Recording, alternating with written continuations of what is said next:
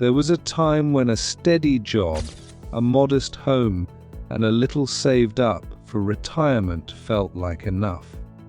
It felt like the deal, the unspoken promise that if you worked hard and played by the rules, financial stability was yours.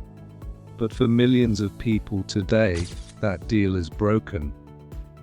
The middle class, once the backbone of economic prosperity, is quietly shrinking, and the scary part, most people in the middle class don't even realize how close they are to falling out of it. So what exactly is happening? Why does it feel like people are working harder than ever, yet getting further behind every single year? The answer isn't laziness. It isn't poor spending habits. It's a system that has quietly shifted the rules, and the middle class is paying the price. The silent squeeze, rising costs, and stagnant wages. The most obvious place to start is money, specifically the growing gap between what things cost and what people earn. Over the past 3 decades, income earners have grown at a painfully slow pace. Meanwhile, the cost of housing, healthcare, education, and groceries has exploded. This is what economists call the cost-income squeeze, and it is quietly destroying middle-class financial stability. Housing is one of the most brutal examples. In the 1980s, the average American home cost roughly 2 to 3 times the median annual income, or even 10 times the median income in major cities, or Miami, without stretching themselves dangerously thin. What was once a standard middle-class milestone, owning a home, has become a luxury in many parts of the world. Healthcare tells a similar story. Medical bills remain the #1 cause of personal bankruptcy in the United States. A single unexpected hospital visit can wipe out months of savings. Families are forced to choose between keeping their insurance and keeping the lights on. Even people with insurance face deductibles so high that the coverage barely helps when it matters most. Then there is education. The belief that a college degree guarantees financial security has been one of the most expensive myths sold to the middle class. Student loan debt in the United States alone has surpassed $1.7 trillion.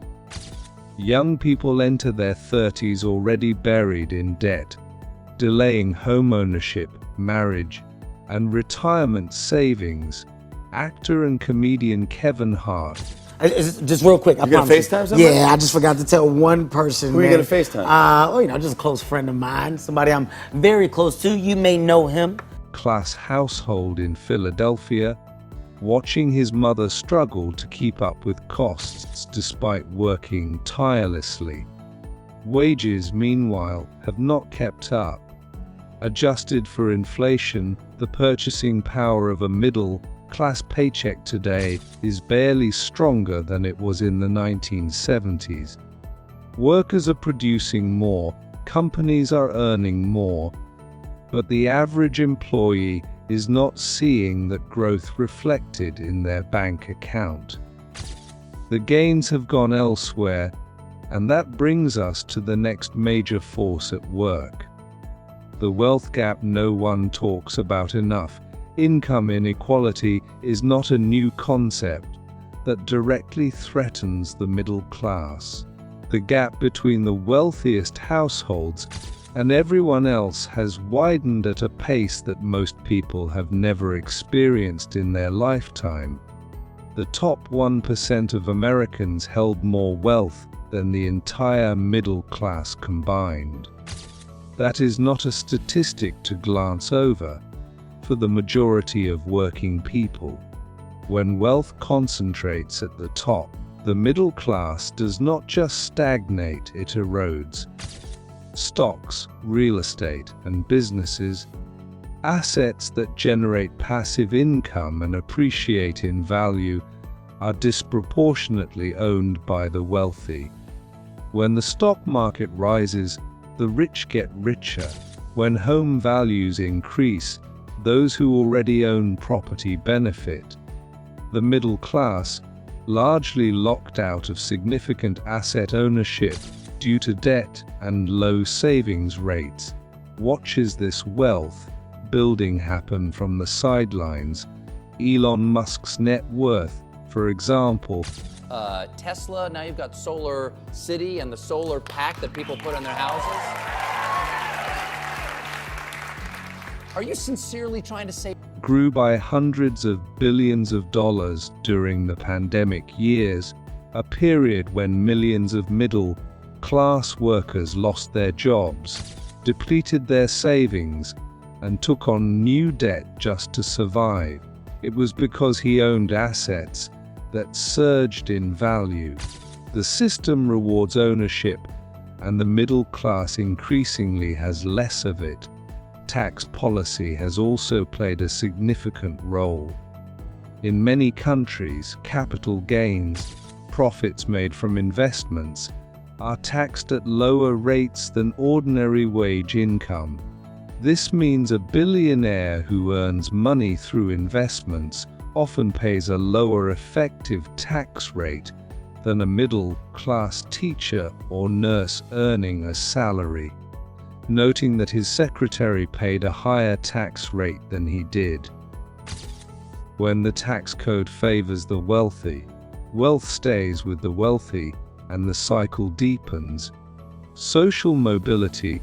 Studies consistently show that in countries like the United States, the United Kingdom, and Australia, where someone is born on the economic scale largely determines where they will stay.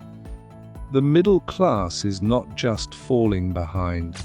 The debt trap and the illusion of a middle-class life, not because people are reckless, but because debt has been packaged and sold as the only way to maintain a middle-class lifestyle in the modern economy. Credit card debt, auto loans, student loans, personal loans, and mortgages have become the scaffolding of middle-class life. Families take on debt to send children to college, to buy a reliable car for the commute to work, to cover a medical emergency, or simply to bridge the gap between their income and the cost of living. The debt is not a sign of poor character. It is a symptom of a system where costs have outpaced earnings for decades. The problem with debt, of course, is interest.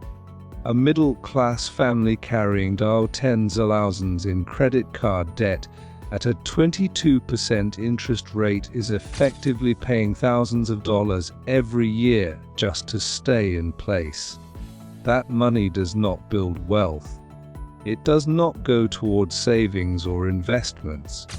It simply flows from the middle class to financial institutions, widening the wealth gap even further.